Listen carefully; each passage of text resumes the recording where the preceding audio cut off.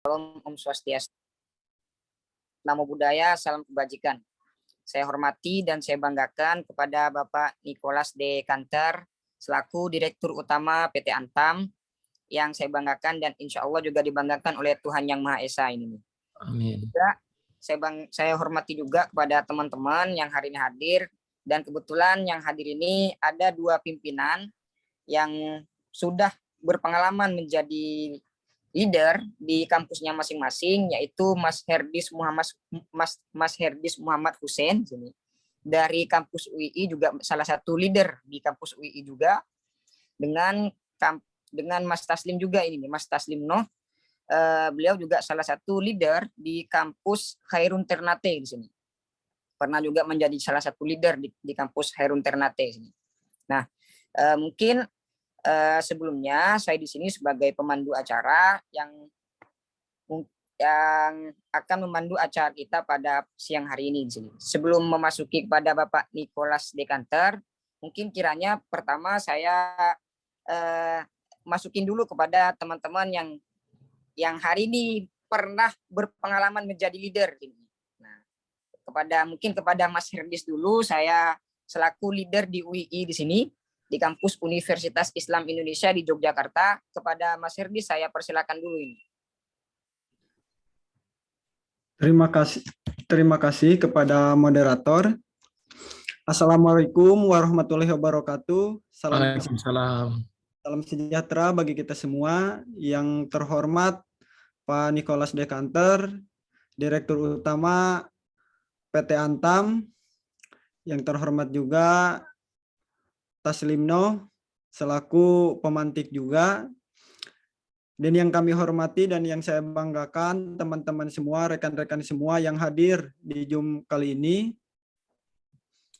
Salah satu materi yang akan dibawakan oleh salah satu pemateri kita yaitu Pak Nicholas D. Kanter, yaitu mengenai training leadership skill and quality. Kiranya ini adalah hal yang sangat penting bagi kita yang mungkin rekan-rekan di sini masih menjadi mahasiswa atau yang sudah bekerja sekalipun, karena mengenai kepemimpinan ini adalah hal yang harus kita punya untuk bekal hari ini ataupun di masa depan. Keberhasilan kita di masa depan adalah salah satu kuncinya ketika kita memiliki kemampuan leadership yang mumpuni, yaitu mengenai mempunyai juga motivasi pribadi, mahar dalam komunikasi, kemampuan teknis yang baik. Nah, ini yang akan menjadi salah satu penopang kita untuk bekerja ataupun di bidang organisasi ke depannya. Pemateri kali ini mempunyai jam terbang yang sangat tinggi, yang nanti akan lebih detail dijelaskan dan lebih jauh dijelaskan apa itu sebetulnya mengenai leadership, skill, and quality ke depan. Mungkin itu dari saya. Sekian, Assalamualaikum warahmatullahi wabarakatuh. Waalaikumsalam. Kebetulan saya juga sempat mendengar salah satu ungkapan dari Presiden Prancis, Bapak Emmanuel Macron ini, bahwa the young is someone who is very smart, clever, and strong. He must think the best for country and must has the dream that is high like sky and strong like sports. Bahwa pemuda ini merupakan salah satu kebutuhan yang dimiliki oleh bangsa ini. Nah, selanjutnya mungkin saya serahkan kepada teman-teman, kepada salah satu leader dari Universitas Khairun Ternate, kepada Bang Taslimno, saya persilahkan. Baik, terima kasih kepada moderator atas kesempatannya. Sebelumnya, Assalamualaikum warahmatullahi wabarakatuh. Waalaikumsalam. Yang saya hormati Pak Nicholas dan teman-teman semua yang berkesempatan hadir dalam webinar kali ini. Baik, sebelum saya melanjutkan, saya ingin memperkenalkan bahwa saya adalah mahasiswa pasca sarjana di Universitas Indonesia dan S1-nya di Universitas Khairun Ternate, dan saat ini juga masih berada di Universitas Khairun Ternate, Maluku Utara.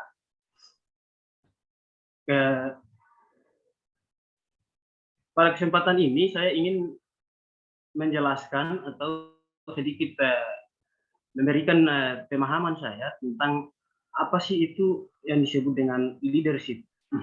Nanti mungkin akan dijelaskan oleh Pak Nicholas. Saya standing point saya adalah bahwa memang di era di disruption ini memang pemuda khususnya itu Fauzi menyebutkan bahwa apa yang disampaikan Menteri Agama dalam surat edaran mengenai pengeras suara tersebut sudah sangat keterlaluan. Dia pun mengatakan pada konteks ini maka sebetulnya di era disruption ini kita diharapkan untuk bagaimana menjadi seorang pemimpin, apalagi generasi muda saat ini yang diharapkan dengan satu problem besar di mana orang mengatakan bahwa konsep kepemimpinan itu adalah sesuatu yang memang itu menjadi sangat penting, karena ini adalah bagaimana supaya kita mengatasi bagaimana problem-problem yang kemudian itu dihadapi dalam berbangsa dan bernegara ini. Jadi bagi saya memang webinar-webinar seperti ini adalah penting untuk bagaimana kita saling memberikan pemahaman tentang bagaimana ke depan konsep kepemimpinan yang kemudian itu kita akan hadapi di Indonesia ke depan. Mungkin itu dari saya. Selanjutnya mungkin yang lebih detail disampaikan oleh Pak Nicholas. Mungkin itu dari saya. Terima kasih Mas Hakiki. Makasih banyak Pak Bang Taslim ini. Nah kebetulan ini Pak, kita kebetulan dari salah satu junior Bapak di UI ini, kita juga membuat forum kecil-kecilan di sini untuk berdiskusi dengan senior dan junior di sini. Yang kebetulan Pak Nicholas ini juga salah satu dari FHUI juga di sini. Nah, kedepannya juga, insya Allah forum diskusi ini akan tetap berlanjut dan bahkan sudah diwacanakan sesi berikutnya dengan salah satu pakar hukum tata negara di sini oleh Profesor Yusril Iza Mahendra di sini, dan pakar-pakar hukum lainnya dan pemateri-pemateri yang hebat lainnya juga di sini. Nah, kebetulan hari ini perdana ini kita mulai dengan Bapak Nicholas Dikanter di sini. Saya karena kebetulan beliau salah satu orang yang baru dipilih oleh Menteri BUMN Republik Indonesia sebagai Presiden Direktur di PT Antam sini. Untuk forum hari ini saya serahkan sepenuhnya kepada Bapak Nicholas Dikanter.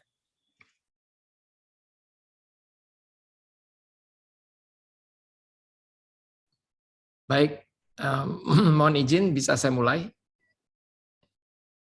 Moderator Pak Hakiki, boleh saya mulai ya? Ya Bapak, ini lagi di-share sama teman-teman operator Bapak. Oke. Kasih tahu aja kalau udah mulai biar saya bisa mulai.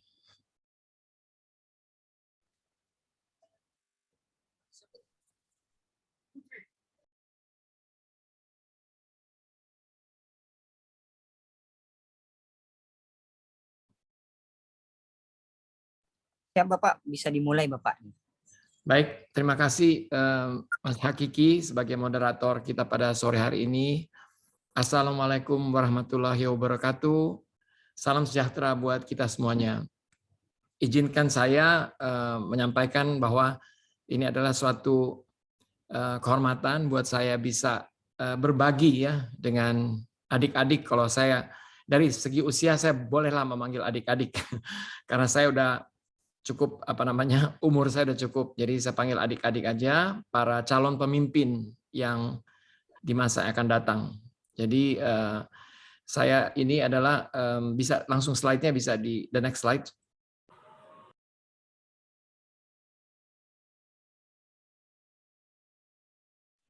Oke, ini mungkin sedikit tentang saya sendiri. Jadi saya sebenarnya sebelum saya ditunjuk jadi sini yang Antam belum ada. Karena di Antam itu saya baru ditunjuk pada tanggal 23 Desember berdasarkan RUPS pada tahun 2021 kemarin. Nah, sebelum ini saya ini menjabat sebagai Managing Director daripada SOS International. Itu adalah suatu perusahaan multinasional yang memberikan integrated medical services. Ya.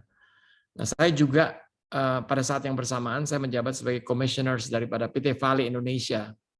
Nah, setelah saya hampir 10 tahun menjadi CEO atau presiden direktur dari PT Vale. Jadi saya di tahun yang terakhir, tahun 2021, setelah saya selesai, saya diminta untuk menjadi komisarisnya.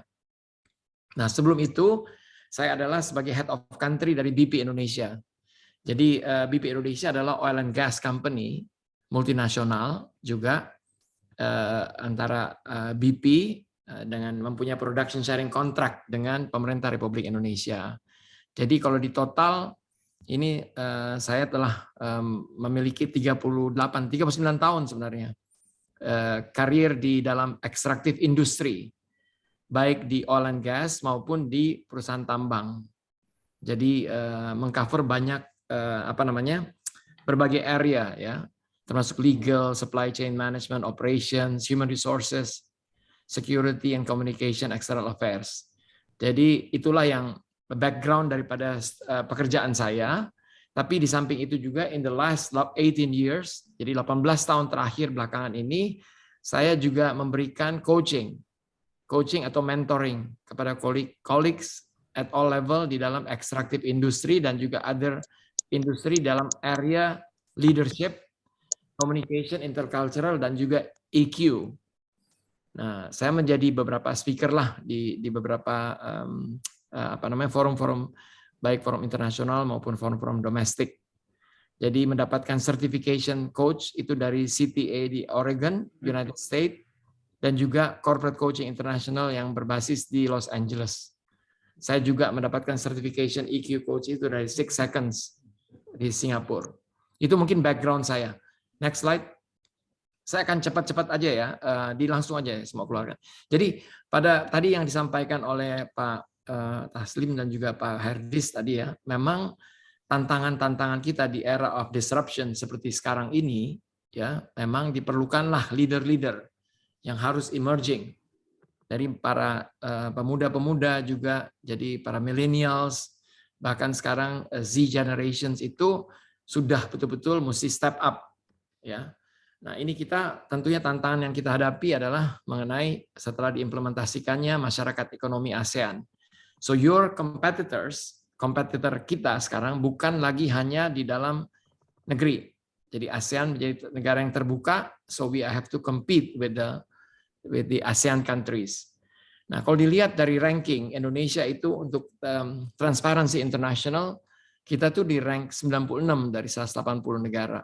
Skornya pun kita adalah masih 38 dari 100. Di mana 0 is actually the most corrupt countries. Itu berdasarkan Transparency International Survey Index tahun 2021. Dalam kaitannya dengan competitive daripada bisnis gitu ya, the Global Competitiveness Report saat ini dari 148 negara, Indonesia berada di posisi ke-37.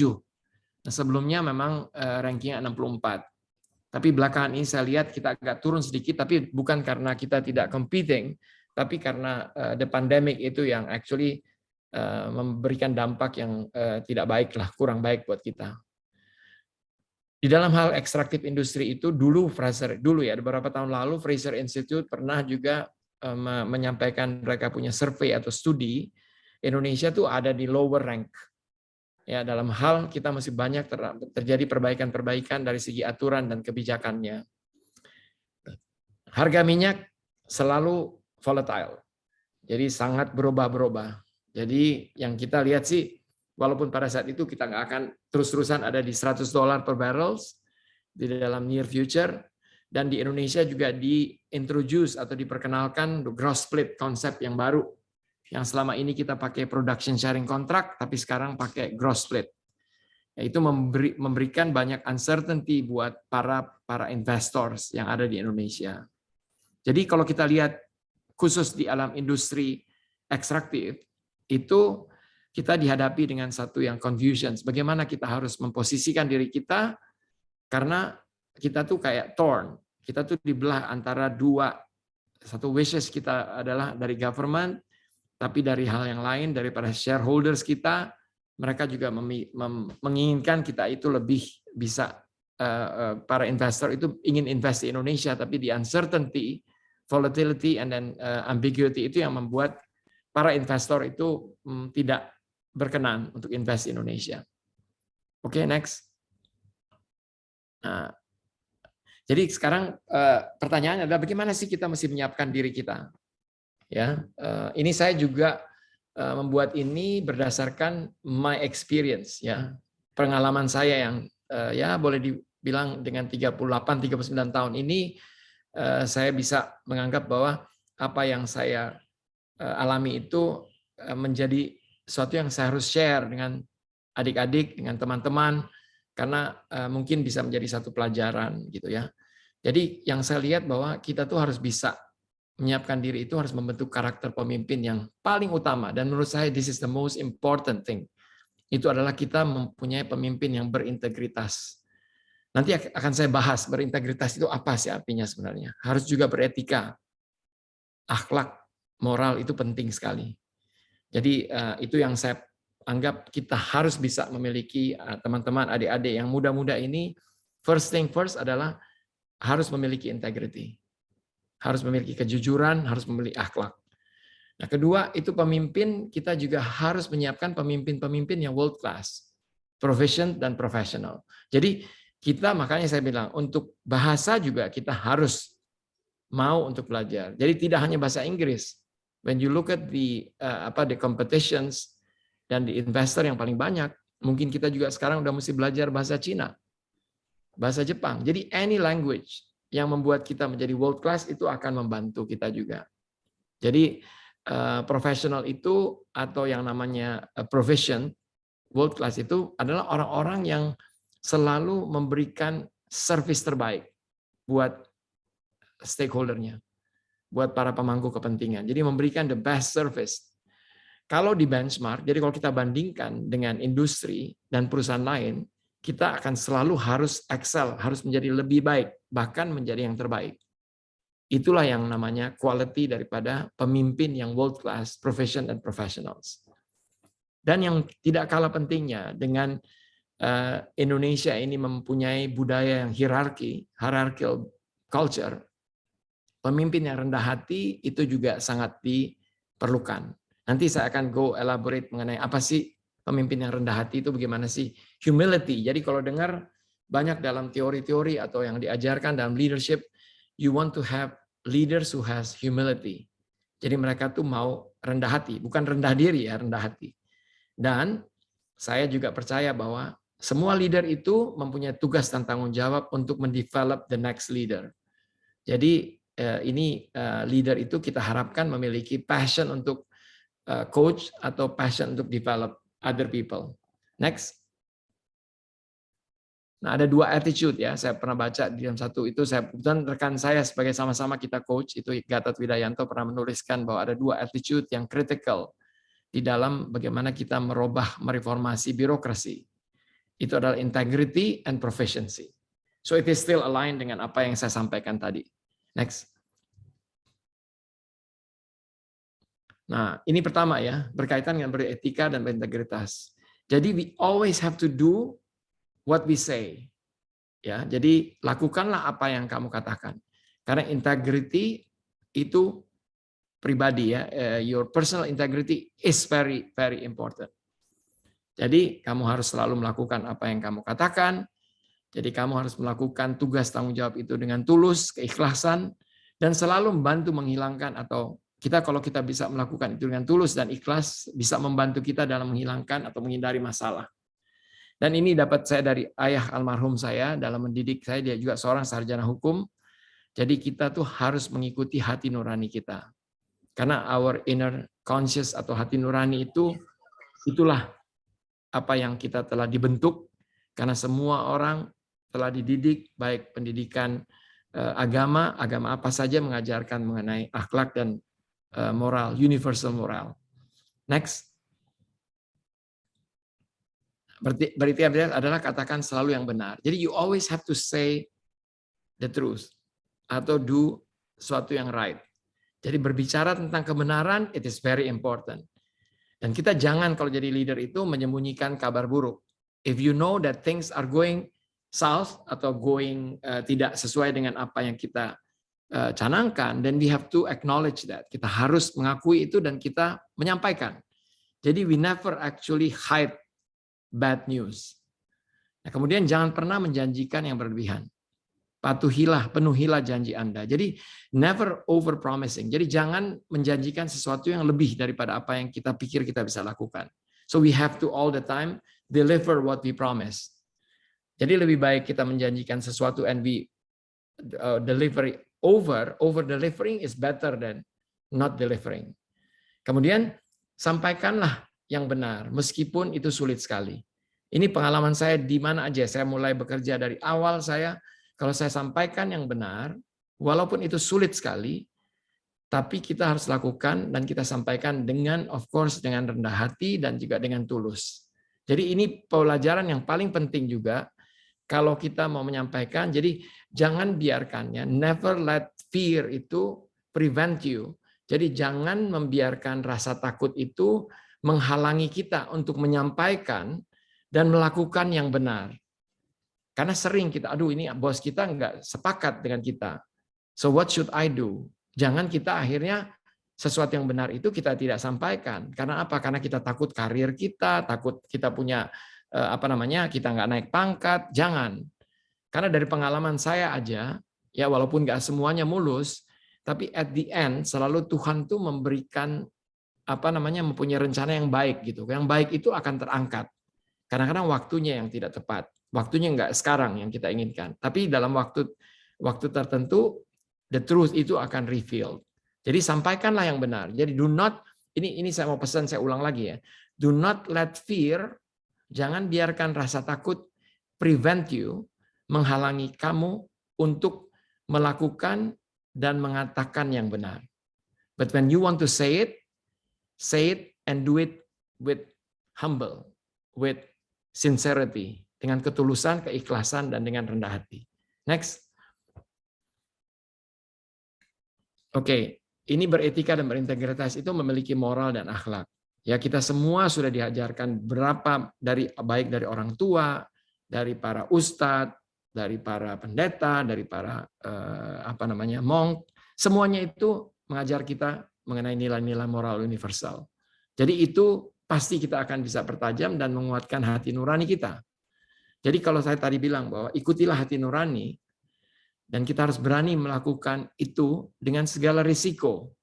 Karena kita basically trying to uphold what we believe, dan apalah yang menjadi kebenaran hakiki dari hati nurani kita.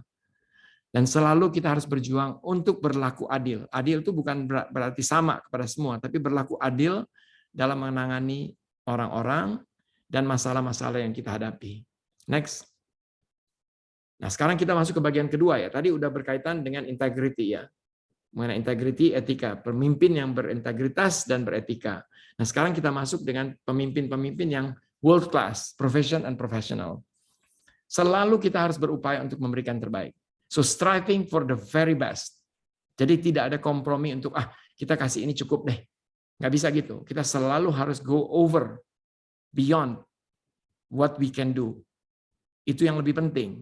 Jadi kalau orang tidak senang, jadi you will come across, kalian akan bertemu dengan orang-orang yang mungkin tidak senang. Kita nggak perlu ambil hati, karena itu haknya mereka untuk tidak senang dengan apa yang kita lakukan. Tapi kita telah memberikan yang terbaik, selalu senantiasa kita harus upayakan itu. Segala sesuatu tidak selalu baik dan menjanjikan. Jadi kadang-kadang kita akan menghadapi, kita telah melakukan yang terbaik, and yet itu kelihatan hasilnya nggak kelihatan apa. Tapi kita tidak boleh compromising dengan udah cukup, saya kasih ini aja, diminta A, B aja. Tapi kalau kita tahu ada C yang perlu kita lengkapi, then we provide that. Kita harus lengkapi itu dengan C, D, bahkan E. Jadi selalu go beyond and doing for the very best. Dan patokan saya selalu dalam melakukan segala sesuatu itu, lakukanlah itu dengan tulus dan ikhlas. Jadi jangan karena punya agenda untuk mencari pamor, mencari power, mencari apapun juga. Lakukan segala sesuatu itu dengan tulus dan ikhlas. Nah, hidup ini adalah perjuangan. That's what I believe in. Nggak ada yang gampang. Kalaupun ada suatu hal-hal yang baik, sifatnya itu hanya sementara. Jadi we will come across problems, we will come across success, cuman semuanya itu adalah sementara. Jadi kita selalu harus berjuang. So the struggle is very important. To participate itu penting. Kalaupun kita kelihatannya gagal, kegagalan itu kita anggap sebagai satu pelajaran. We need to stand up again and then fight again. Next. Nah, sekarang berkaitan masih dengan world class profession ini, perlakukan semua orang dengan istimewa. Ini artinya gini ya, berilah perhatian dan kepedulian kita ke semua orang dengan tulus dan baik. Jadi mereka itu akan memahami dan mengerti apa yang kita maksudkan. Dan kita dalam melakukan segala sesuatu itu, hendaklah kita lakukan itu tanpa pamrih. Karena jangan gini, when you do something, you expect something in return. Itu biasanya udah punya agenda. That is not tulus. Itu bukan ikhlas. Kalau kita punya agenda untuk mendapatkan sesuatu kembali, itu bukan satu ketulusan. Jadi mesti ingat selalu di dalam kehidupan ini, orang tuh akan lupa apa yang kita katakan. Jadi people will forget what we say. And people will also forget what we do. Jadi kalau kita melakukan sesuatu kepada orang akan lupa. Kita mengatakan sesuatu kepada orang akan lupa. Tapi orang tidak pernah akan lupa kalau apa yang kita lakukan membuat mereka merasa teraniaya atau membuat mereka terasa bahagia. Jadi itu yang kita mesti ingat ya. Di dalam hidup ini, when you do something good for people, tapi the good itu membuat they feel happy, then they will remember that for the rest of their life. But kalaupun kita buat sesuatu yang kita tidak sadari membuat mereka itu teraniaya atau mereka feel very very unhappy and sad, they will also remember that. Jadi kata-kata atau apa selalu akan bisa dilupakan oleh orang. Next. World class and profession itu juga berani buat keputusan. So you as a leader, you have to make decisions and be accountable for it. Jadi bertanggung jawab penuh. So, dalam hal menentukan apakah Anda ada. Jadi gini, selalu kita mesti lihat bahwa kita ada bagian. So, are you part of the problem atau you are part of the solutions? You don't stay status quo. Kiri kanan, nggak buat keputusan. You either part of the problem or part of the solutions. But make a decisions. Jadi, ini ada istilah mengenai orang yang optimis sama pesimis.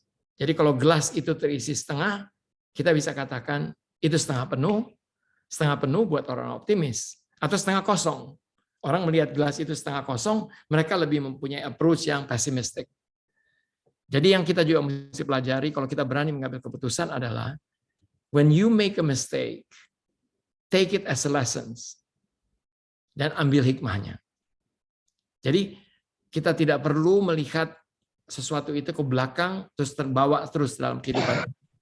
Jadi when we make a mistake, kesalahan itu adalah sebagai suatu pelajaran untuk kita ambil hikmahnya sehingga kita bisa menghindari untuk hal-hal yang similar akan terjadi kita di depan. Jadi ingat selalu ya, masa lalu itu tidak bisa diubah. Tapi yang kita perlu lihat adalah masa depan. Jadi the opportunity untuk mencari sesuatu yang lebih baik lagi dan lebih sempurna. Next. Nah, ini juga berkaitan dengan world class, profession, and professional. Ini banyak kalau bicara dengan para CEO, para trainer, leader itu beberapa karakteristik atau traits yang juga harus dimiliki oleh seorang leader itu mereka harus memiliki apa yang namanya curiosity. Curiosity is actually rasa ingin tahu. Jadi rasa ingin tahu yang besar karena because of the curiosity, then mereka tuh selalu membuka diri untuk berkembang, belajar, dan kita mencari bagaimana kita bisa meningkatkan kompetensi kita, dan juga bagaimana kita bisa menyesuaikan diri. Nah, kedua, leader itu juga harus punya energi. Jadi you have to have energy. Karena kalau kita tidak punya energi, bagaimana kita bisa bertahan? Dan kita harus bisa drive untuk orang tuh harus perform. Mendrive suatu high performance culture itu penting sekali untuk kita bisa ciptakan orang-orang yang ada di kantor kita itu mempunyai result oriented. Jadi selalu mengejar hasil. Nah, gitu. Jadi itulah yang diperlukan ya, curiosity, energy, dan agility. Now, especially in the era of disruptions and volatility, agility itu orang-orang leader yang perlu dimiliki juga. Kenapa? Mereka tuh harus bisa menyesuaikan diri dan mereka juga harus bisa untuk menyikapi setiap problem atau masalah itu sebagai suatu opportunity. Dan dalam menghadapi ketidakpastian itu mereka bisa bukan melihat dengan negatif, dengan pesimis, tapi mereka mesti punya positive thinking untuk bisa melalui ketidakpastian. Next. Nah, tadi udah ya. Jadi yang kedua tadi kan mengenai world class profession itu, leaders. Yang pertama tadi etika, leaders yang harus beretika dan juga mempunyai integrity. Yang kedua tadi adalah mengenai world class sama profession leader. Nah, yang ketiga ini mengenai humility. Jadi ini yang saya bilang kenapa di dalam suatu hierarchical culture, humble leaders itu akan lebih banyak menggunakan mereka punya skills, mereka punya experience, pengalaman mereka untuk bisa me-attract dan menginspire pengikutnya. Mereka tuh biasanya kalau mereka humble, mereka welcome, mereka tuh menyambut yang namanya diversity dalam people. Mereka akan selalu bisa mengappreciate opportunity yang ada. Humble leader itu biasanya orang-orang itu mau untuk mendengar orang lain. Karena dia juga tidak takut, karena dia merasa bahwa dengan mendengar, itu dia tidak mendominasi conversations. Kebanyakan leader itu merasa nyaman dengan bicara memberikan top down instructions. Padahal yang mesti mereka lakukan adalah mereka mesti banyak mendengar sehingga orang-orang berani untuk menyampaikan apa yang di benak dan pikiran mereka. Jadi kalau Nelson Mandela bilang leader speaks last, atau itu diperkuat lagi oleh pendapatnya Simon Sinek yang menjadi salah satu guru ya di dalam leadership itu dia bilang juga leader speaks last. Karena pengalaman dari Nelson Mandela dengan ayahnya dulu yang sebagai ketua atau tribes leader, dia tuh biarkan semua orang bicara, baru dia bicara terakhir. Next slide. Nah, leader itu kalau dia lembah hati itu mereka akan jadi membawa dirinya itu seperti orang lain. Jadi dia nggak takut untuk menyampaikan their vulnerability atau mereka punya kelemahan, kesalahan. Mereka mau meng-acknowledge mistakes. Jadi orang-orang, anak buahnya akan merasa bahwa, oh ternyata dia juga human ya. Leader saya juga human, karena dia make mistake. Dia buat kesalahan juga. Sehingga orang-orang itu akan berani menyampaikan kesalahan atau untuk belajar dari pengalaman-pengalaman yang ada.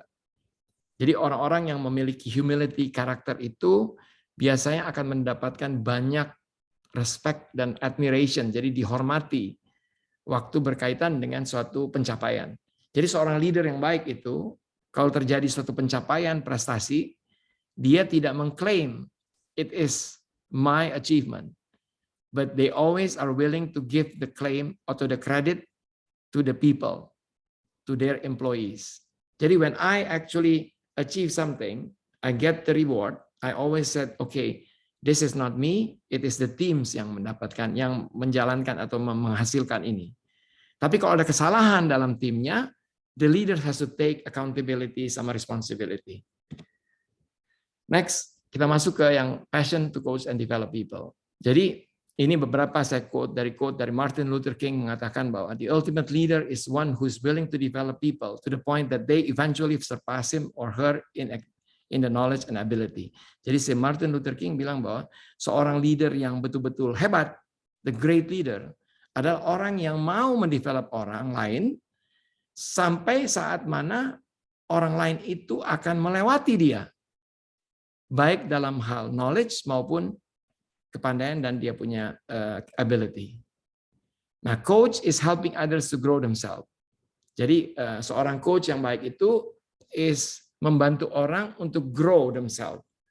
It is not about telling someone to do, what to do, giving advice, tapi justru kita bukan menyuruh orang untuk melakukan apa yang harus dilakukan, tapi kita membantu orang itu untuk menemukan beberapa solusi, creative solution dan challenges yang tertangkap di dalam dia punya own perspective.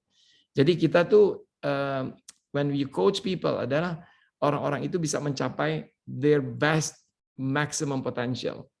Jadi seorang coach yang baik, dia bisa membuat orang itu mencapai apa yang potensi yang terbaik dari orang tersebut. Jadi inilah yang membuat saya tuh sangat passionate terhadap coach. Dan saya ya salah satu yang saya banggakan itu adalah di mana waktu saya berhenti dari Vale itu saya berhasil mendevelop atau mengcoach seorang leader, anak buah saya, CFO pada saat itu, tapi dia bisa menjadi CEO dan menjadi CEO wanita pertama mungkin di multinasional di perusahaan tambang. Next. Nah, ini sih semua arti dan tugas dari pemimpin. Pemimpin itu harus mampu untuk menerjemahkan apa yang menjadi tujuan, itu menjadi kenyataan. Pemimpin yang baik itu menginspirasi orang lain. Dengan itu jadi bukan justru menginspirasi karena dia, tapi menginspirasi karena orang tersebut sendiri yang meyakini itu. Jadi those are some of the theory tentang pemimpin. Next. Nah, ini dia. Mereka itu tidak patuh. Jangan sekarang ini memotivasi anak buah ini, it's not easy. Apalagi anak-anak milenial sekarang. Karena mereka tidak patuh dan hormat pada kekuasaan. It is not because of the title. Jadi kalaupun saya sebagai CEO, itu memotivasi anak buah itu mereka bukan patuh karena saya punya title atau saya punya jabatan. Ya, itu mitosnya. Next. Mereka patuh dan hormat dan loyal kepada pemimpin yang memiliki integritas dan memperlakukan mereka secara bermartabat. As a human being, not as a human doing.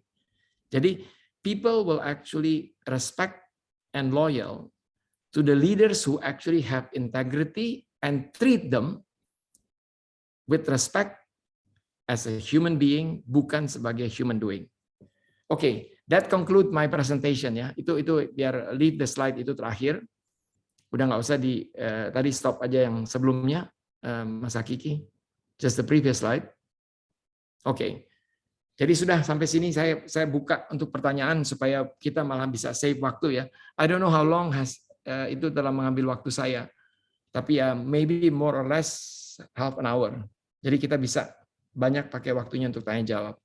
I think that concludes my presentations, and I leave it for the people to ask questions atau kita berdiskusi. Saya juga mau belajar dari teman-teman yang muda-muda nih, di dalam bagaimana mereka melihat leadership and tantangan yang ada. With that, silakan. Saya minta bantuan Hakiki ya untuk mencatat ya, takut lupa. Jadi mungkin take 2 questions, lalu jawab, atau daripada saya mesti catat nih. My age is catching up. Ya, Bapak ini. Alhamdulillah diskusi kita yang dipaparkan oleh Bapak Nicholas Dekanter sudah sangat baik di sini, terutama bagi kita yang masih pemula di sini. Bahkan tadi yang diungkapkan dari experience beliau ini, baik itu dalam diplomation, communication, integrity, profession dan profesional itu sudah dipaparkan semuanya di sini sebaik mungkin di sini. Nah, untuk selanjutnya, saya buka sesi tanya jawab kepada teman-teman. Sekiranya apa yang bisa kita diskusikan bersama Bapak Nicholas Dekanter ini, yang track record-nya sudah mendunia di sini, sudah internasional. Saya persilakan kepada teman-teman. Ya, izin Mas Hakiki. Mas moderator. Mas Yoga, pertanyaan ya Mas Yoga. Iya, sudah diperbolehkan bertanya, Pak Moderator. Boleh. Baik, terima kasih atas kesempatannya, Pak Moderator, Mas Hakiki. Perkenalkan, saya izin memperkenalkan diri secara singkat. Nama saya Yoga. Saya kebetulan juga teman dari Mas Hakiki di Pasca Sarjana Universitas Indonesia. Pertanyaannya itu cukup sederhana sekali, Pak Niko. Yang saya khawatirkan ini sebenarnya hal-hal yang terkait apa yang saya khawatirkan sebagai generasi muda di masa datang. Yang telah tadi dijelaskan oleh Pak Niko terkait dengan bagaimana sih menjadi seorang pemimpin yang baik, bagaimana sih kita bisa dikatakan seorang pemimpin yang integritas. Nah, itu menurut saya sangat ideal sekali, karena kebetulan saya juga pernah sesekali menjadi seorang pemimpin di organisasi, dan menurut saya itu merupakan hal yang wajib kita miliki. Namun entah kenapa saat ini saya sebagai generasi muda merasakan kekhawatiran di masa datang, karena saya lihat mungkin secara politik teman-teman sudah sedikit paham, di bagaimana kita menentukan seorang pemimpin di era-era saat ini itu cenderung banyak kejadian yang bisa sering kita sebut sebagai money politik dan segala macamnya. Hal-hal seperti itulah yang membuat kita sebagai generasi muda itu merasa khawatir. Apakah iya nanti kita mungkin udah berintegritas, kita udah ideal menjadi seorang pemimpin, namun kita justru tidak bisa menjadi seorang pemimpin, justru orang-orang yang mungkin tidak ideal karena mereka mempunyai uang di situ. Maka dari itu saya bisa katakan ya money is a power. Jadi siapa yang punya uang dia akan mempunyai kekuasaan. Mungkin logika-logika sederhana ini yang menjadi tantangan bagi kita generasi muda, generasi intelektual yang mungkin akan meneruskan perjuangan tongkat estafet kita sebagai pemimpin di negara seperti itu. Nah, itu yang saya khawatirkan, Pak Niko. Mungkin Pak Niko nanti bisa memberikan penjelasan bagaimana kita bisa melawan kondisi sosial yang saat ini cenderung seperti itu, cenderung money politik dan money is power yang muncul di benak-benak masyarakat. Jadi seakan-akan masyarakat ketika ingin menjadi pemimpin, apabila mereka tidak mempunyai uang, mereka akan merasa malu. Walaupun mungkin secara pribadi dirinya mereka udah merasa pantas menjadi pemimpin karena udah mencapai kriteria-kriteria khusus yang sudah tadi disampaikan oleh Pak Niko. Baik, terima kasih Pak Niko. Pertanyaannya cukup sederhana, namun ini kekhawatiran saya sebenarnya di masa mendatang. Terima kasih juga Mas Hakiki selaku moderator. Oke. Gimana, boleh saya jawab dulu langsung ya supaya kita saya takut lupa ini pertanyaannya Mas Yoga nih. Saya bilang hebat sekali pertanyaannya. Walaupun bilangnya simple tapi it is actually not simple. Jadi it's a very good questions ya, pertanyaan yang sangat bagus. Cuman buat saya gini nih. Kita nih justru saya tuh nggak mau teman-teman anak muda ini yang merasakan bahwa the quality of the leader yang memang harusnya dimiliki dan semua tahu bahwa integrity dan semuanya etika atau apa itu adalah penting, and then it is tergerus dengan the situations where we are in now. Ya, situasi yang kita hadapi sekarang memang masih kelihatan ada gejolak dan memang kelihatan memang akhirnya there are some people yang bisa sukses dan bisa menjadi leader itu because of the money. It is unfortunate. Dan itu adalah fakta yang terjadi sekarang. Tapi buat saya ini pentingnya gini, karena kalau kita nggak memiliki, sebagian dari kita memiliki idealisme, it is going to be bad. Akan jadi bad juga buat for all of us nantinya. Kedepannya ini akan bagaimana kita? At least we have to start somewhere. Kita tuh harus memulai. Jadi kita jangan menyerah dengan keadaan yang ada sekarang. Karena seperti yang ayah saya bilang ya, selalu itu mengingatkan saya adalah kita punya hati nurani. Saya tuh nggak mau hati nurani kita semua tergerus untuk melihat bahwa kenyataan yang ada sekarang, the money politic, is actually something that is acceptable dan berjalan semestinya. No, it should not be that way. Yang terjadi sekarang masih begini, tapi we have to believe dan kita mesti memiliki faith, kepercayaan bahwa one point in time, the country will actually move to become better. Saya waktu waktu mau kuliah pertama kali, ayah saya kan seorang tentara ya. Jadi dia itu salah satu yang ideal sebenarnya. Kenapa saya banyak melihat dia sebagai panutan? Karena I know his idealism. Ya, saya tahu bahwa dia itu mempunyai idealisme yang tinggi. Jadi waktu dia menyampaikan kepada saya harus mengurus. Waktu itu mengurus untuk izin sekolah keluar itu susah setengah mati di Medanka, mengurus paspor aja uang tuh mesti ada di luar, di paspor dijepit uangnya ada di antara paspor. That was in 1977 waktu saya ngurus itu. Nah, saya lihat bahwa at that time memang itu suatu praktek yang berjalan. It's a practice that itu orang tuh taruh. Jadi saya punya paspor turun terus ke bawah. Setiap nyampe ke giliran saya diturunin sama orangnya. Karena uangnya ada di atas, tidak ada uang di dalamnya. Nah, waktu itu saya punya ayah cuma bilang gini, this is not going to happen in my era. Jadi tidak akan terjadian, itu akan jadi di masa dia. Mungkin akan it takes maybe 1 or 2 generations to come. Tapi kalau dilihat sekarang kan saya nggak bisa bilang bahwa semua udah berjalan baik, tapi paling tidak kita sudah punya KPK, kita punya beberapa aturan sehingga orang juga nggak merasakan bahwa uang dalam hal sogok menyogok itu sangat suatu yang awam, yang sangat-sangat suatu yang lumrah. Nah, kembali ke yang disampaikan Mas Yoga tadi, it is the reality, tapi kita nggak boleh menyerah dengan reality adalah seperti itu.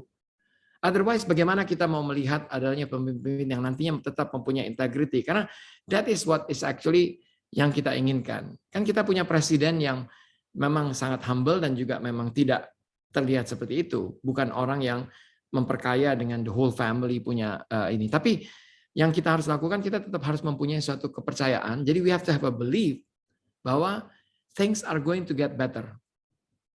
Hal ini akan terjadi suatu perbaikan dan kita akan memiliki pemimpin yang maju dan yang mempunyai integrity. Mungkin itu saya. I know it is not probably the answer that yang mau didengar, tapi buat saya rather than I give in, saya menyerah dengan keadaan. I will always fight. Saya masuk di BUMN ini totally difficult. Berbeda sekali. Ya, itu yang saya bilang. Tapi kan I have to believe that I want to do the right thing. Karena buat ayah saya selalu ingatkan, believe in what you do and ikuti aturan supaya things are not going to get worse. Itu aja yang saya mau lakukan. Jadi saya mau juga teman-teman, adik-adik sekalian ini jangan menyerah. Karena when you see things adalah money politics, okay, this is still happening now. But will it last? Apakah akan begini terus kita? Lama-lama tetap mungkin money politik ada, tapi tidak yang obvious gitu loh. Orang bagi-bagi duit, habis itu akhirnya kita lihat banyak juga leader yang terpilih bukan karena uang kok. So we have to actually see the positive side of the other leaders. Yang kita lihat jangan leader yang berhasil dengan memakai money politik. Look at the leaders who actually excel karena tidak memakai uang. So that is what my advice to you. Advice saya kepada Yoga ya. Itu aja mungkin. Makasih. Baik, terima kasih kepada Pak Niko. Mungkin kita buka satu pertanyaan lagi ya. Karena kebetulan kalau terlalu banyak ini takutnya nanti ini bisa kelupaan waktu ini, bisa terhipnotis nanti. Kata-kata Pak Niko ini motivasi semua ini nih. Nah, mungkin satu pertanyaan lagi saya buka ini kepada seluruh teman-teman, saya persilahkan ini.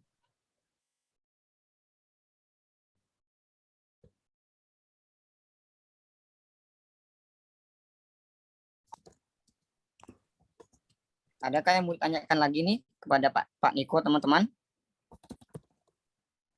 Kamu sudah batasin, jadi orang jadi takut nanya. It has to be something. Pertanyaannya biar silakan terbuka loh. Saya tuh terbuka banget nih. I actually enjoy sharing not only my experience, dan saya bisa belajar dari pertanyaan. Pertanyaan dari Yoga tadi juga saya pelajari. Siapa Pak? Berarti tidak mesti dibatasi ya Pak ya? Tidak dibatasi, boleh kok, boleh. Kalau nggak orang nanti sayang kan, kalau nggak saya nggak belajar, nanti teman-teman juga nggak belajar. Jadi kan biar ada diskusi yang santai, ya. Tapi mudah-mudahan bisa dipetik satu pelajaran dari situ. Karena saya belajar juga loh. I'm learning also from the question that was raised. Ini mungkin kayaknya Mas Laude kayaknya nih. Izin bertanya, moderator. Lanjut Pak Mas Laude. Baik, terima kasih atas kesempatan yang diberikan. Perkenalkan, nama saya Laude Muhammad Faisal Akbar. Saya teman kelas dari Mas Hakiki, pasca sarjana FHUI. Baik, mungkin langsung kepada inti pertanyaan Bapak. Tadi sempat saya kemudian mendengar terkait bagaimana menjadi leader yang baik, misalnya dalam memelihara emosi. Ini mungkin yang masih sangat kurang dari saya. Mungkin saya ingin bertanya bagaimana tips-tips untuk memelihara emosi ini, karena di beberapa tahun belakangan saya sempat membuka atau ada usaha-usaha kecil, misalnya seperti usaha bawang. Jadi dalam usaha bawang ini saya kemudian yang menjadi pimpinan di usaha itu, tetapi karena pada saat itu kita salah dalam mengambil keputusan, sehingga dalam pada saat ada kesalahan itu saya keluar emosi atau sehingga apa namanya usaha kita itu apa namanya kayak tidak lagi terkontrol. Mungkin saya minta tips-tips dari Pak Niko bagaimana kemudian kira-kira kita menjadi leader yang baik, mampu kemudian memelihara emosi ini. Mungkin itu dari saya, Pak. Billahi taufiq wal hidayah. Wassalamualaikum warahmatullahi wabarakatuh. Waalaikumsalam. Ya.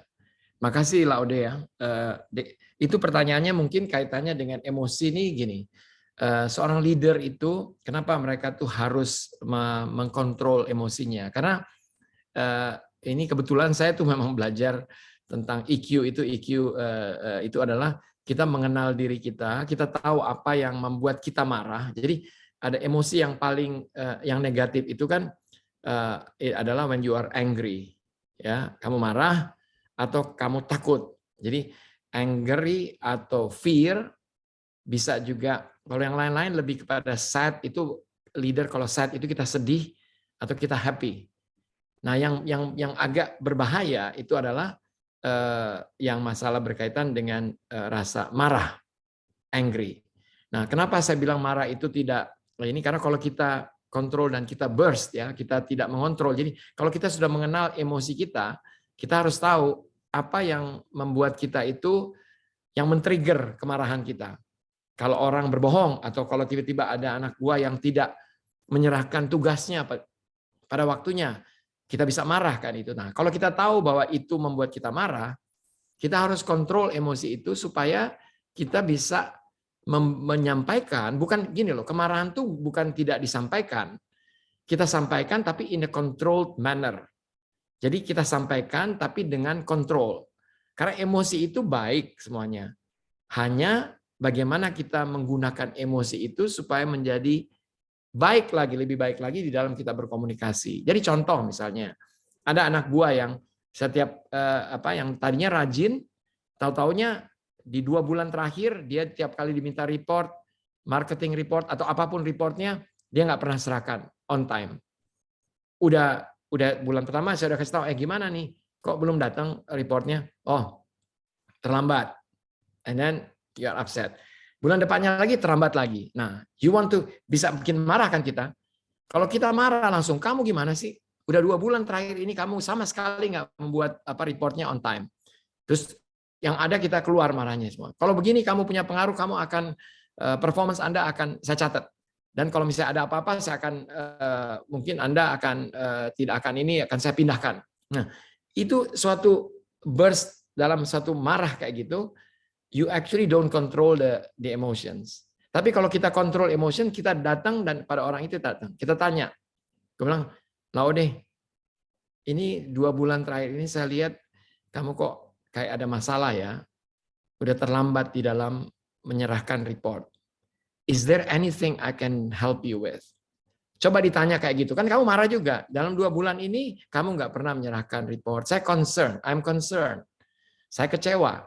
Nah, it is angry, tapi dalam controlled way. Nah, kalau bilang gitu, is there anything that I can help you with?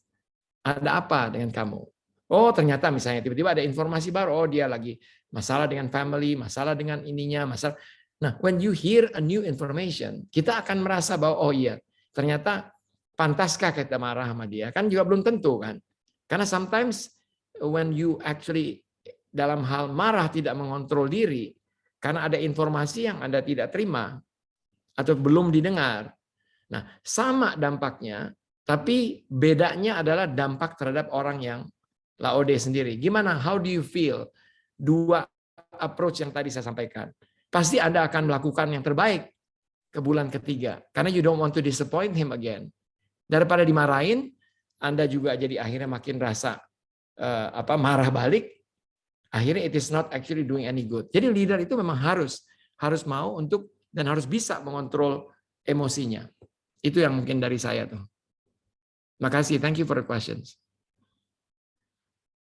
Baik, terima kasih kepada Pak Niko ini. Mungkin bisa dipahami ya Mas Laude. Alhamdulillah tercerahkan. Oh ya, kebetulan ini Mas Maulana Bima Sakti ini. Beliau ini salah satu advokat muda di Lampung ini, Pak. Mas Maulana, saya persilakan, Mas Maulana. Ya, baik. Terima kasih Mas Haki. Selamat siang kawan-kawan semua dan selamat siang Pak Niko. Siang Maulana. Suatu kehormatan bisa diberi kesempatan untuk bertanya secara langsung ke Pak Niko karena mohon izin Pak, saya melihat profil Pak Niko itu juga satu inspirasi bagi saya pribadi karena kita sama-sama lulusan S1 Fakultas Hukum, namun Pak Niko bisa bagaimana memimpin suatu perusahaan yang besar, perusahaan BUMN, dan itu juga merupakan motivasi bagi saya pribadi, Pak. Bagaimana nanti semoga saya juga bisa seperti Pak Niko di masa yang akan datang. Amin. Amin. Nah, pertanyaannya begini, Pak. Pak Niko berbicara kepemimpinan, Pak, itu bukan pekerjaan 1-2 hari yang bisa untuk menjadikan diri kita sebagai pemimpin yang ideal, punya jiwa kepemimpinan. Syukur bahwa kita diberikan anugerah oleh Tuhan untuk punya karismatik sebagai pemimpin. Namun kan tidak semua orang diberikan anugerah itu. Tentu dia harus butuh waktu yang panjang untuk memupuk dirinya untuk menjadi pemimpin yang hebat. Nah, pertanyaan Pak, bagaimana sebetulnya kalau kita berbicara sistem pendidikan atau sistem pendidikan secara umum, bagaimana sebetulnya kita agar kemudian nanti di usia 23 atau 30 tahun dan 40 tahun kita sudah punya pendidikan kepemimpinan yang baik gitu. Nah, karena itu kan berbicara kepemimpinan juga berbicara pembentukan secara lingkungan, bagaimana keluarga memperlakukan kita, kemudian bagaimana kita bergaul dengan kawan-kawan kita, nah begitu. Nah, harapannya juga nanti akan banyak pemimpin-pemimpin muda yang bisa juga punya usaha-usaha yang cukup besar gitu, Pak, dalam sistem pendidikan. Nah, kemudian yang kedua, ada banyak diskusi dan juga kita temui hari ini bahwa ada pemimpin yang dia ditakuti, Pak. Nah, ada juga pemimpin yang dicintai gitu, Pak. Nah, itu kadang ada perdebatan untuk diikuti dia harus ditakuti atau dicintai kan gitu, Pak. Nah itu yang banyak perdebatan. Nah, menurut Pak Niko hal yang mana gitu yang sekiranya efektif untuk dijadikan pemimpin agar kemudian kepemimpinan transformatif itu bisa dijalankan sesuai dengan ideal. Mungkin itu Pak pertanyaan singkat dari saya. Terima kasih kembali Pak kesempatannya untuk saya bisa bertanya langsung dengan Pak Niko. Makasih Mas Maulana, ini it's a good question ya, kayak gini-gini makanya saya bilang saya mesti belajar kok. Jadi bukan kita tuh udah sampai di posisi ini terus saya jadi nggak belajar. Saya belajar dari pertanyaannya gitu. Nah tadi kan yang ditanyakan mengenai sistem pendidikan. Saya jujur kalau dalam sistem pendidikan sebenarnya it's actually only one step ya. Satu span waktu yang kita spend 5 tahun saya ambil 4 tahun lebih 5 tahun hampir saya untuk kuliah Fakultas Hukum. Lulus dapat itu ya itu apakah kita mendapatkan leadership belum tentu dan tidak ada yang namanya soft skill training atau ini yang mungkin perlu dipikirkan ya nanti sama Nadim nanti saya mesti ngomong sama Nadim bahwa how do we actually put together yang namanya kepemimpinan tapi banyak hal mungkin yang saya bisa lihat adalah ada beberapa sekolah dan saya sebenarnya sangat-sangat amazed ya saya tuh I'm impressed. Saya impressed dengan anak-anak yang baru sekarang ini karena mereka tuh lebih proaktif dan mereka lebih berani bertanya, lebih berani itu untuk question tentang jadi menginitiate aja kayak ini Hakiki ini aja dia menginitiate WA sama saya terus habis itu he put together this program dia minta terus saya mau nggak oh ya of course saya mau karena saya selalu mau karena my passion saya memang untuk developing people. Makanya saya saya bersyukur tentunya ya mendapatkan posisi-posisi yang memang nomor 1 atau apa di perusahaan. Tapi waktu saya mau dipilihkan, oh ya mau nggak dikirim ke MIT untuk apa? Saya ambil lebih baik saya ambil coaching, certification. Jadi ada pilihan. Saya pilih itu karena apa? Because I wanted to do something yang saya passionate about. Yang saya paling passion itu rasa passion dan saya punya belief ya itu adalah yang saya ada dalam diri saya. Nah setiap orang tentunya memang dalam hidupnya mereka itu akan punya Tuhan punya rencana masing-masing buat setiap orang. Jadi betul tadi katanya nggak semua orang itu akan jadi leader tapi orang yang mempunyai belief sama passion untuk menjadi leader, they will always become, they can always become a leader. Jadi jangan dibatasi dengan your mindsetnya. Jangan bilang gini, Maulana bilang, aduh saya nggak mungkin jadi itu. Jangan, because you can only become someone when you believe in it and you are pursuing that. Dan Anda pursue itu dengan memberikan yang terbaik, mempelajari, melakukan yang terbaik, berprestasi. Gitu. Saya waktu awal-awal juga nggak tahu, will I become a CEO? Ya enggak lah. Begitu saya masuk di Fakultas Hukum dan saya lulus, saya sempat kerja di kantor pengacara. Habis itu saya masuk ke oil company.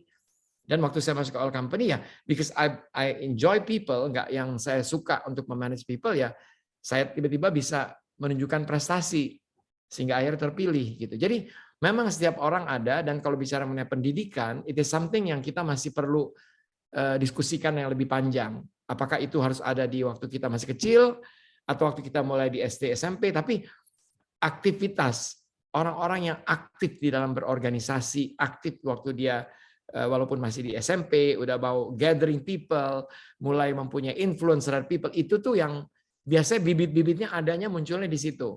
Gitu. Kalau saya dulu menikmati aja ikut organisasi, ikut tapi bukan yang mendalami organisasi, habis itu ikut terjun lama di organisasi. Jadi Anda bisa lihat, Maulana bisa lihat bahwa orang-orang yang aktif di dalam organisasi, dalam waktu dia kuliah atau dia sekolah, itu biasanya memang dites, dan mereka biasanya sudah punya confident untuk bicara. Nah, yang penting untuk jadi leader nantinya adalah you're confident. When you speak, you actually speak dengan powerful, memberikan dampak kepada orang lain. Itu berkaitan dengan pemimpin ya, dengan bagaimana pendidikan kita. Jadi kita juga harus percaya ya, rencana Tuhan itu memang ada di setiap orang, tapi Tuhan juga pasti mempunyai rencana yang baik. Jadi kalau orang-orang kita itu believe in bahwa kita ini akan dapat karunia dan kita ini memang mau mencari itu dia, then you have to pursue that. Kita harus kejar itu dia.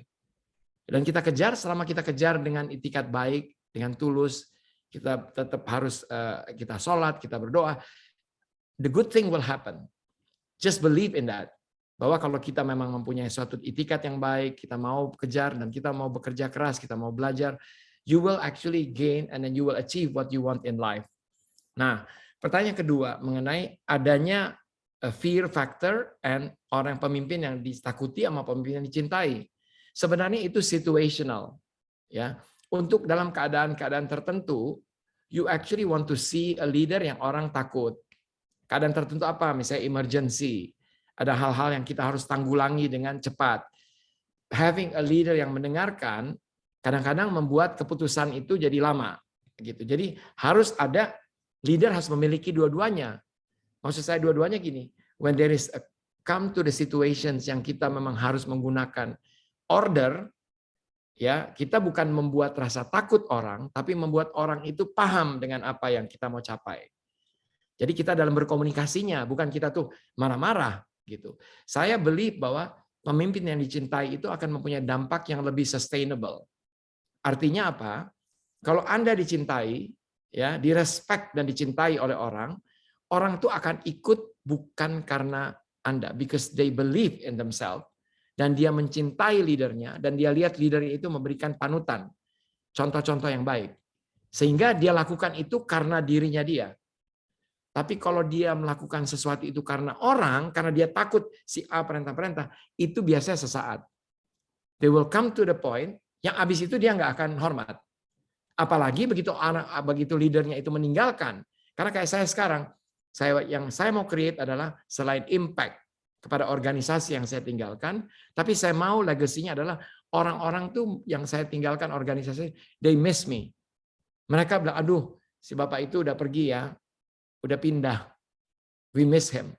Saya nggak mau ditinggal. Wah, alhamdulillah, Tuhan terima kasih telah menjawab doa saya, tuh orang udah keluar. I don't want that. Saya nggak mau jadi leader kayak gitu. Saya mau jadi leader yang akhirnya orang merasa bahwa, aduh, dia ini ya udah kita doain ya, supaya bapak sukses deh di tempat yang lain.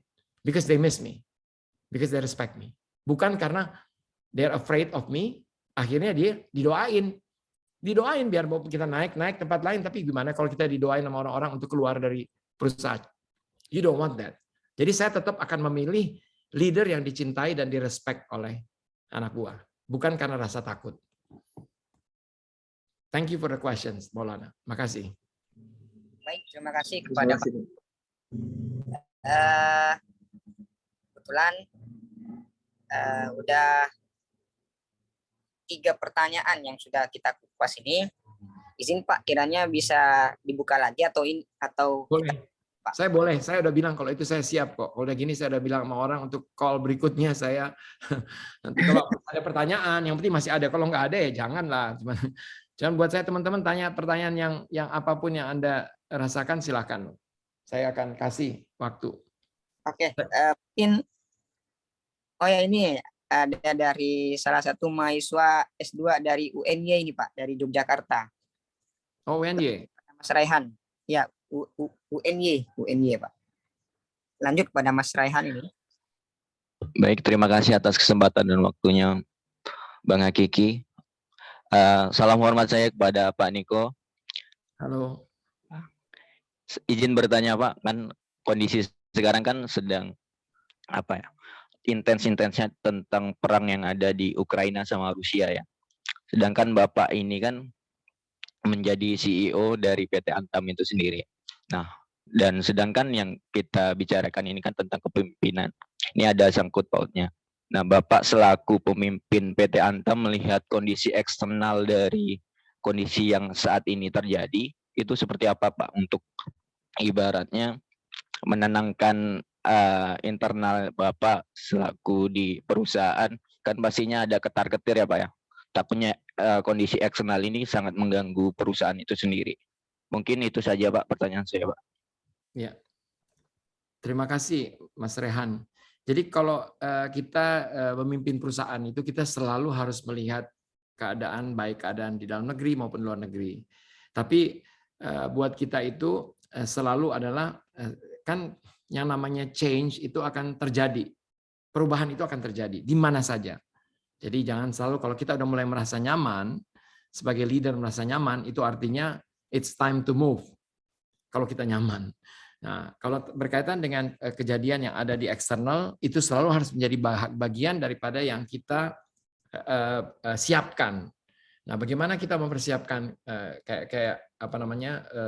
Kadang-kadang hal-hal ini bisa secara apa namanya? Karena commodity price itu akan naik. Karena apa? Karena dengan adanya perang, ada beberapa komoditi itu akan naik harganya. Nah, ada yang menguntungkan kita, tapi ada juga yang tidak menguntungkan kita, karena itu jadi bahan baku kita untuk menjalankan operasi. Kalau saya sih keadaan-keadaan kayak begitu di luar, kecuali keadaan, kan ini kan juga suatu keadaan yang in a way kayak emergency ya, mendadak lah ya, tidak di-anticipate. I don't believe bahwa orang-orang secara umum tuh akan bahagia mengambil keuntungan daripada kejadian perang yang ada antara Rusia dengan Ukraina ini. Jadi mestinya sih kita tetap mendoakan bahwa this is going to actually tidak akan last. Jadi maksudnya mestinya akhirnya Tuhan membuka matanya Putin maupun ini untuk melihat dari aspek humanity. Karena banyak orang, saya lebih worried tentang orang yang terdampak, orang-orang yang tidak bersalah gitu. Itu yang saya pikir yang perlu kita pikirkan daripada keadaan ini akan membuat kita menjadi the company itu is actually taking advantage of it. Tapi mempersiapkan ya harus. Jadi ada dampak apa yang bisa tiba-tiba negatively impacting us supaya kita bisa menyiapkan perusahaan kita. Itu harus. Jadi semua kejadian-kejadian eksternal itu menjadi bagian daripada kita sebagai pemimpin untuk mempersiapkan diri. Ya, jadi kayak misalnya ekspansi yang besar-besaran di Cina mengenai itu. Jadi waktu pada saat itu terjadi, ya kita mesti siap-siap apa? Bagaimana kita memanage perusahaan ini supaya kita tidak semua yang kita hasilkan itu akan diekspor atau akan untuk menguntungkan. Jadi momentum-momentum seperti itu harus kita pakai sebagai pertimbangan untuk what is it that we are going to do, apa yang kita harus lakukan untuk bisa menghadapi changes, perubahan-perubahan yang terjadi di luar, baik itu globally maupun regionally dan juga domestically. Jadi semua itu harus menjadi bahan pertimbangan. Jadi kalau pertanyaan Rehan tadi, apa ya, kita harus mempersiapkan diri apapun juga nanti yang ada dampaknya kepada perusahaan kita. Mungkin itu yang jawaban saya. Baik, terima kasih Pak. Nah, mungkin dengan pertanyaannya Mas Raihan tadi, maka mungkin kita tutup aja acara kita pada siang hari ini. Mudah-mudahan diskusi kita bersama Pak Niko hari ini bisa menjadi nutrisi agar kita terus membaik ke depannya. Mungkin kira-kira ada closing statement nggak Pak untuk kita semua ini Pak? Kalau saya mungkin closing statement saya cuma kepada teman-teman mungkin minta maaf ya karena waktunya juga yang membatasi kita untuk berinteraksi. Tapi buat saya yang paling penting adalah kita harus mau positif. Jadi kita harus mau untuk melihat bahwa situasi saya sedikit tertrigger dengan pertanyaan dari Yoga tadi yang melihat keadaan yang sekarang seperti begini, itu mudah-mudahan tidak berdampak negatif, sehingga buat teman-teman yang muda-muda ini jangan melihat ini sebagai suatu yang udah suatu curse atau hukuman atau kutukan yang ada buat kita, karena as a young orang anak muda yang akan jadi pemimpin di masa akan datang, you have to continue to have faith. Harus tetap kita mempunyai kepercayaan dan believe bahwa kita mesti percaya dan kita mesti yakin bahwa ini adalah sementara. Nothing in this world itu yang sifatnya itu akan terus-menerus. Daun aja akan jatuh. Jadi problem itu yang kita lihat itu akan sementara sifatnya. Kesuksesan atau sesuatu yang baik pun juga itu akan sementara. Jadi kita harus selalu kembali kepada with that belief, kita selalu memberikanlah yang terbaik dan selalu ikutilah aturan dan jagalah integritas kita ke depan, karena itu yang akan jadi modal. Karena saya dari 38 tahun saya nggak ada yang lain yang membuat saya itu mungkin diakui atau dipercaya, is because I'm always telling the truth. Saya selalu menyampaikan apa yang benar, walaupun tidak selalu dampaknya itu ada. Jadi mudah-mudahan sih teman-teman yang muda-muda ini bisa menjadi leader-leader yang di masa akan datang akan memperbaiki negara kita yang kita cintai ini. With that, saya ucapkan terima kasih lagi kepada Hakiki dan juga kepada teman-teman semua yang sudah hadir pada sesi pada siang hari ini. Terima kasih. Assalamualaikum warahmatullahi wabarakatuh. Waalaikumsalam warahmatullahi wabarakatuh. Izin dulu Bapak, ini kita mau, izin Pak, kita mau foto bareng ini Pak. Bapak ini, mungkin teman-teman bisa nyalakan kameranya juga ini. Mas Herdis bisa di ini ya? Bisa Mas.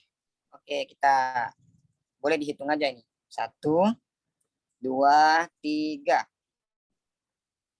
Oke, saya ulang lagi. 1, 2, 3. Oke Mas. Udah. Banyak Mas ya.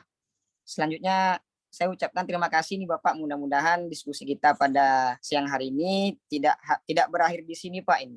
Bisa berlanjut seterusnya ini. Dan kita juga mohon restunya Bapak serta mohon doanya Bapak.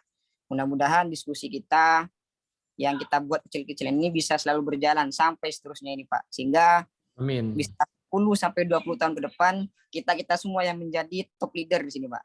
Amin. Setuju.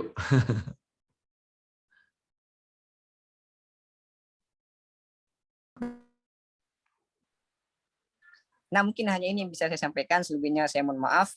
Hadanallahu wa ikum ajma'in. Assalamualaikum warahmatullahi wabarakatuh. Selamat siang, salam sejahtera untuk kita semua.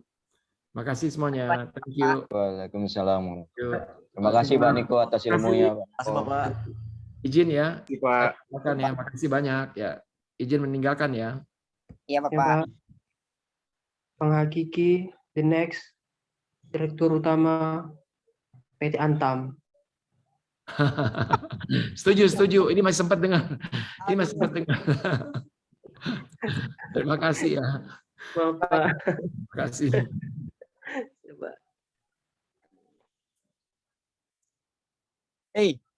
Jangan buat